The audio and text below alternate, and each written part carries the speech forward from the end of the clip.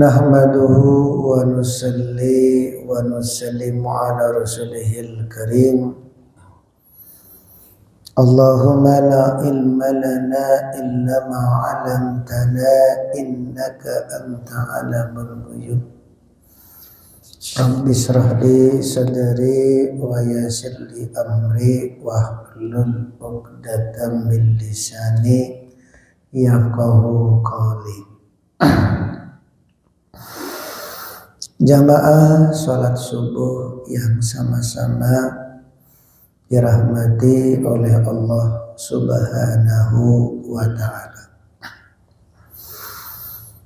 Seperti biasa kita luangkan waktu untuk mendengarkan beberapa nasihat dengan harapan mudah-mudahan duduknya kita di majelis yang mulia ini Allah mudahkan langkah kita menuju surganya Allah Subhanahu wa ta'ala. Amin. Sebagaimana yang pernah disampaikan bahwa tanda-tanda orang ahli surga itu betah berada di taman-taman surga. Dan termasuk kata Nabi duduk dalam ta'lim ini adalah ibarat berada di taman surga. Dan duduknya kita di majelis yang sangat mulia ini untuk mendengarkan kebaikan. Maka niat kita untuk mendengarkan kebaikan mendapatkan pahala haji yang mabrur. Masya Allah. Dan selama kita duduk di masjid masih dalam keadaan wudu, kita dihitung oleh Allah orang yang masih melakukan sholat. Masya Allah. Maka mudah-mudahan semua kebaikan-kebaikan kita ini diterima oleh Allah Subhanahu wa ta'ala. Amin ya rabbal alamin. Al-Fatihah. A'udzu billahi minasyaitonir rajim. Bismillahirrahmanirrahim. Alhamdulillahirabbil alamin arrahmanir rahim maliki yaumiddin. Iyyaka na'budu wa iyyaka nasta'in ihdinas siratal mustaqim siratal ladzina an'amta 'alaihim ghairil maghdubi 'alaihim waladdallin. Al-maqalatul isruna. Maqalah yang ke-20. Qila dikatakan ikmalul aqli ittiba'u ridwanillahi ta'ala wajtinabu sukhtihi. Sempurna akal seseorang ittiba'u ridwanillahi ta'ala, mengikuti yaitu ridhonya Allah, wajtinabu sukhtihi, dan meninggalkan murkanya Allah.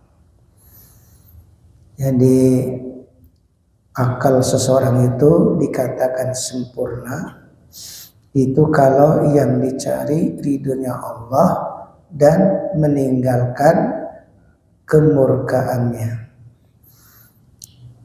Al-Imam Nawawi menjelaskan fa khilafu dzalika junun. Maka sebaliknya, kalau orang itu tidak mencari ridhonya Allah kemudian malah mendatangkan murkanya Allah, jununu, maka sebaliknya itu orang gila. Orang gila. Orang gila itu apa? Ya, melakukan hal sesuatu ya nggak sadar. Itu orang gila. Suatu ketika seorang pemuda lewat di depan Nabi dan para sahabat. Maka salah seorang sahabat berkata, "Ya Rasulullah, baru saja yang lewat itu adalah orang gila." Maka Nabi menyangganya, "Oh tidak, yang baru saja lewat itu bukan orang gila," kata Nabi, "tapi orang sakit." Orang gila kata Nabi orang yang terus-menerus berbuat dosa. Jadi orang gila itu yang kata Nabi orang yang berakal tapi dia terus-menerus berbuat dosa, itulah yang hakikatnya orang gila. Kalau kita lihat orang telanjang di jalan yang dikatakan gila itu sedang sakit. Ya tidak dihukumi, orang gila itu tidak dihukumi, enggak sholat, enggak puasa. Makanya nanti di akhirat itu enggak dihisap, selama dia gila itu enggak dihisap. Hisapnya apa? Ya mulai dari hitungan akil balik sampai dia mulai masuk gila. Itu yang dihisap nanti. Seumpama gilanya usia 20 tahun, gelo 20 tahun. Karena frustasi ditinggal pacarnya 20 tahun. Berarti kalau gilo 20 tahun mulai akil balik berapa? 13 tahun ya. Maka usia 13 sampai 20 itu yang dihisap. Yang 20 sampai 60 sampai aki-aki gilo itu enggak dihukumi. Ya tidak dianggap. Jadi kalau kita orang gila ya mungkin dia lagi berduaan sama-sama gilanya, gila laki-laki dan gila perempuan, jadi berduaan itu nggak dihukumi, nggak dosa, namanya juga orang gilo, ya nah? Apa ya bebas lah, mau kelihatan auratnya juga nggak haram, telanjang juga nggak haram, namanya orang gilo, orang gila, ya jadi nggak dihukumi. Justru yang dihakikatnya orang gila kata Nabi ya orang yang sadar tapi dia melakukan kemaksiatan. Kenapa? Ya karena dia akan dihisap. Apa yang dia lakukan itu nanti di akhirat akan ada pertanggungjawaban di hadapan Allah. Makanya ya betul ketika ada seorang lewat di depan Nabi, salah seorang sahabat bertanya, "Ya Rasulullah, yang baru saja lewat itu orang gila." Nabi menjawab, "Oh tidak, dia bukan orang gila tapi orang sakit. Orang gila adalah orang yang terus-menerus berbuat dosa." Maka hadirin yang dimuliakan oleh Allah Subhanahu wa taala, maka disinilah sempurna akal seseorang itu kalau yang dia cari ridhonya Allah dan meninggalkan murkanya Allah. Maka ketika baginda Nabi Muhammad sallallahu alaihi wasallam pergi ke Taif dengan harapan orang-orang Taif menerima ajakan beliau, tapi justru sebaliknya malah orang-orang Taif yang menolak ajakan baginda Nabi Muhammad sallallahu alaihi wasallam, bahkan sampai orang-orang Taif melempari Nabi sepanjang jalan. Sampai darah telah keluar dari tubuh beliau, dari kaki beliau, sehingga darah itu mengalir sampai ke telapak kaki beliau. Ketika darah itu kering, telapak kaki sama sandal itu melekat jadi satu. Coba. Sehingga ketika baginda Nabi Muhammad SAW beristirahat di bawah pohon, nggak salah pohon anggur, maka disitulah baginda Nabi Muhammad SAW memuji-muji Allah. Justru malah memuji-muji Allah. Ya Allah, biarkan orang-orang Taif mencaci maki, menghina, ya tidak menerima ajakan saya. Asalkan engkau ridho, fala ubali, aku tidak peduli. Nah ini Nabi. Coba, fala ubali, enggak peduli. Walaupun saya dihina oleh semua manusia, dicaci maki, dicemooh, enggak peduli asalkan Allah ridho. Ini orang sempurna akalnya tuh di sini. Ketika orang itu memusuhi kita, menghina kita, mencaci maki kita, enggak peduli. Selama Allah itu ridho kepada kita. Yang paling berbahaya tuh ya mencari ridhonya manusia, tapi justru mendatangkan murkanya Allah. Kalau mencari ridhonya manusia mendatangkan murkanya Allah, tak? Ya, termasuk orang pacaran itu, ya, mengambil hati seorang kekasih, tapi dengan cara apa itu, mendatangkan murkanya Allah. Ya, kehidupannya orang yang diawali dengan pacaran, ya rumah tangganya itu nggak akan benar. Secara tidak langsung dia sudah terbiasa ya selingkuh. Kenapa udah terbiasa selingkuh? Karena dia sebelum menikah itu udah terbiasa mencuri-curi waktu. Pak, saya mau ke sana ya. Iya. Padahal itu ke temannya itu. SMS diam-diam, cari waktu diam-diam. Nah, itu tanpa terasa. Nanti begitu nikah sudah terbiasa. Sudah terbiasa. Ini satu contoh ya. Maka hadirin yang dimuliakan oleh Allah Subhanahu wa taala, dalam hidup ini prinsipnya ini cuma satu, yang dicari adalah ridhonya Allah. Man wajadallah wajada kulli syai' wa man faqadallah faqada kulli syai'. Barang siapa mendapatkan Allah berarti mendapatkan segala-galanya. Barang siapa yang kehilangan Allah berarti kehilangan segala-galanya. Udah. Yang penting tuh Allah tuh ridho dengan kita atau enggak, kita aja. Maka jangan sekali-kali kita ini bermaksiat. Ya, seperti kisah seorang pelayan Raja Sultan Mahmud yang bernama Ayas, itu dengan dekat hubungannya dengan seorang raja. Sehingga kedekatan Ayas ini, padahal pelayan tapi dekat dengan raja, menjadikan para menteri itu merasa iri, dengki. Ini orang biasa tapi dekat dengan raja. Maka kedengkian para menteri itulah diketahui oleh raja. Raja itu dekat dengan Ayas seorang pelayan, mesti kan ya ada alasannya. Ada alasannya, nggak sembarang namanya raja itu dekat dengan seorang itu, nggak sembarang. Mesti ada alasannya. Tapi para menteri malah iri, dengki. Ini Ayas kok malah dekat dengan raja. Saya nih menteri, dia pelayan kok malah dekat. Sehingga kedengkian para menteri itu diketahui oleh raja.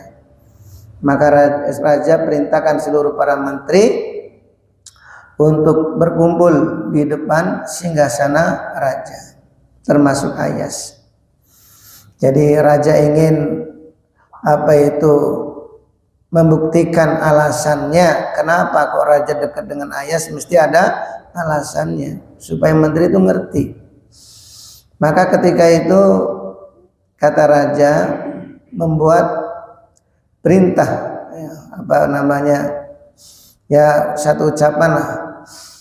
Mulai saat ini apa saja yang kalian pegang menjadi miliknya. Mulai saat ini apa saja yang kalian pegang menjadi miliknya. Maka seluruh menteri-menteri itu ada yang pegang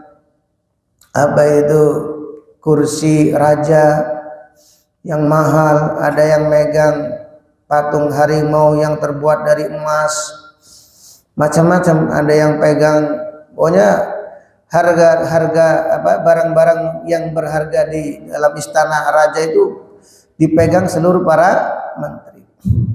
Cuma Ayas saja yang diam, nggak megang sama sekali, Maka menteri yang melihat Ayas yang nggak megang sama sekali dianggap Ayas itu bodoh. Orang raja udah bilang apa saja yang dipegang jadi miliknya, dia nggak megang sama sekali. Dianggap oleh para menteri Ayas itu orang bodoh. Maka raja bertanya kepada Ayas, "Wahai Ayas, kenapa kau tidak megang sesuatu apapun?" Maka Ayas menjawab, "Wahai Tuan Raja, apakah yang dikatakan raja itu betul, bahwa apa saja yang dipegang menjadi miliknya?" "Iya, betul. Saya tidak akan pernah berubah apa yang saya katakan," kata raja. Maka Ayas tiba-tiba memegang badan raja. Kata raja, "Kenapa megang badan saya, Ayas?" "Iya, kalau saya megang badan raja, maka artinya seluruh istana dengan segala isinya milik saya semua. Nah, termasuk permaisuri. Disitulah para menteri itu tercengang. Ini pelajaran ya. Kalau menteri itu kita ini, ibarat kita ini yang berhubungan dengan makhluk, yang mencari keriduan manusia, ya.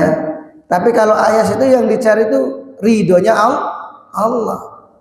Kalau raja yang dipegang, maka sudah otomatis seluruh istana dengan segala isinya milik ayas, menterinya milik ayas, prajuritnya milik ayas, kekayaannya milik ayas, termasuk permaisurinya yang cantik itu milik ayas. Ini orang cerdas tuh gini.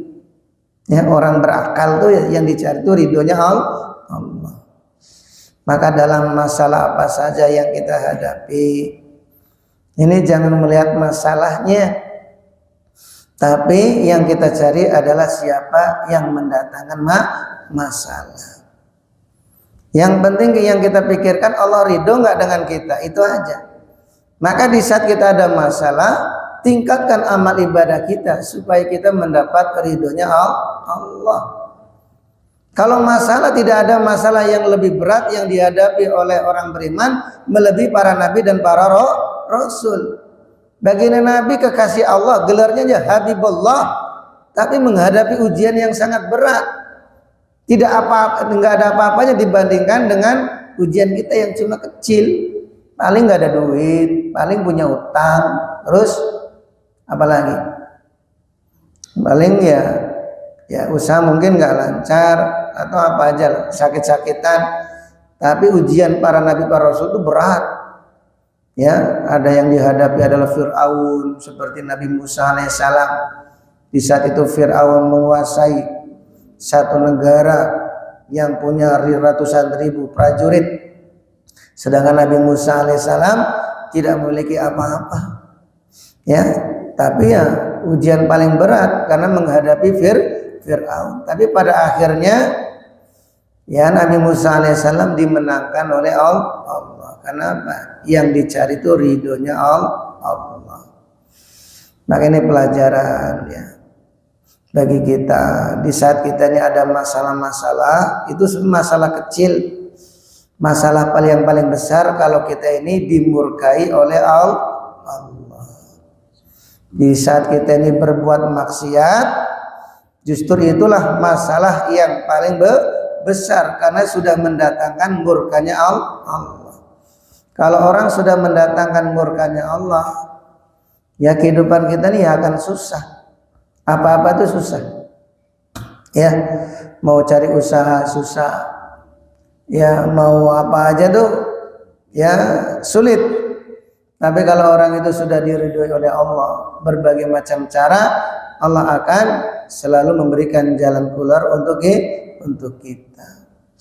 Ya, walaupun nggak kerja, ada aja rezekinya, betul nggak? Ya, para kiai itu jarang yang kerja. Ya, sibuk aja menyampaikan ilmu, tapi duitnya ngalir, ya tak? Karena yang dicari ridhonya Allah. Itu satu contoh. Maka kalau kita yang dicari ridhonya Allah, ya tapi jangan bermaksiat.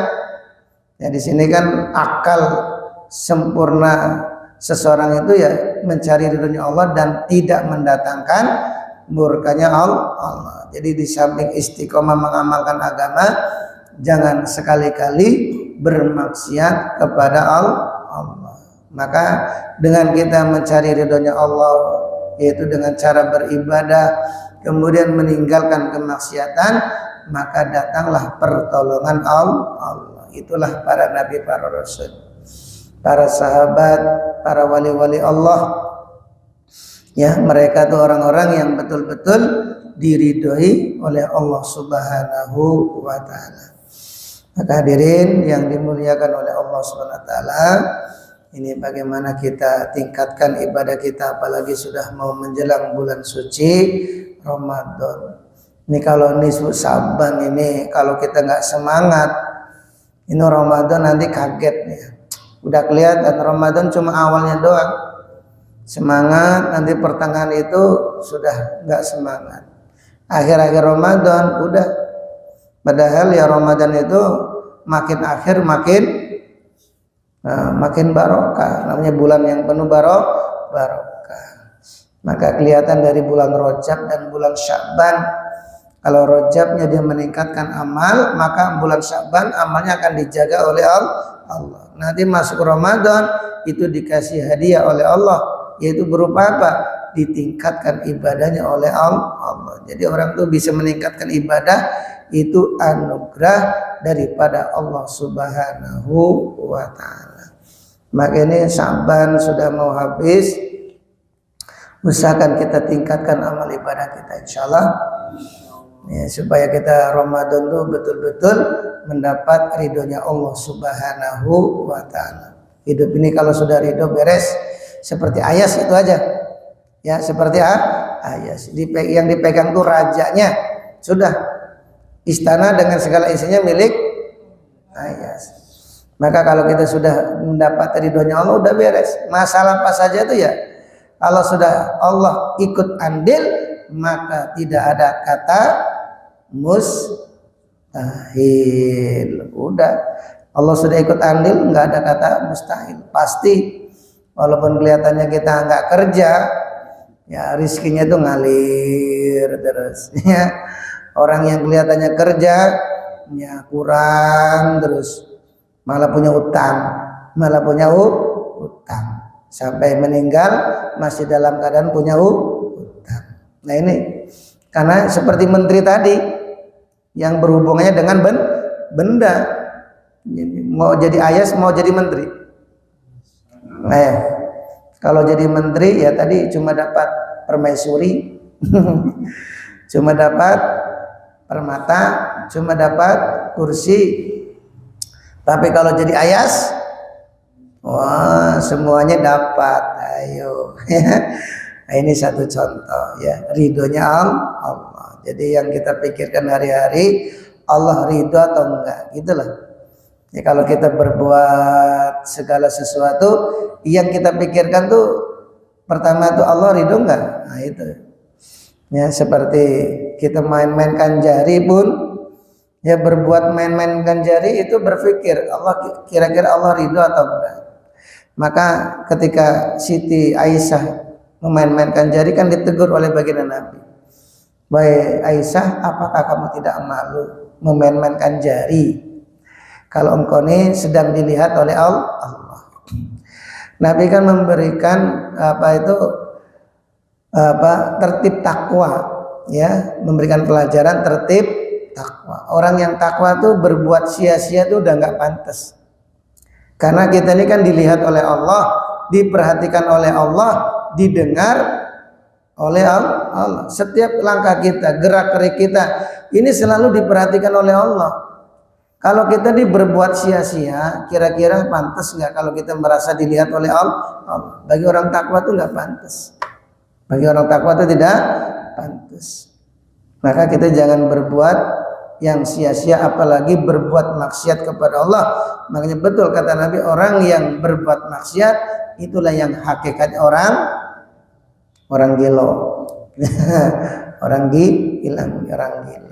Sudah tahu bahwa kemaksiat itu akan mendatangkan masalah, kok malah kita berbuat dosa. Maka ini mudah-mudahan Allah SWT memberikan taufik kepada kita untuk bisa istiqomah mengamalkan agama sampai akhir hayat kita. Amin. Sehingga kita mendapat daripada ridhonya Allah Subhanahu wa taala. Subhanallah wa bihamdihi, subhanallah wa bihamdika, asyhadu an la ilaha illa anta, astaghfiruka wa atubu ilaik. Wassalamualaikum warahmatullahi wabarakatuh.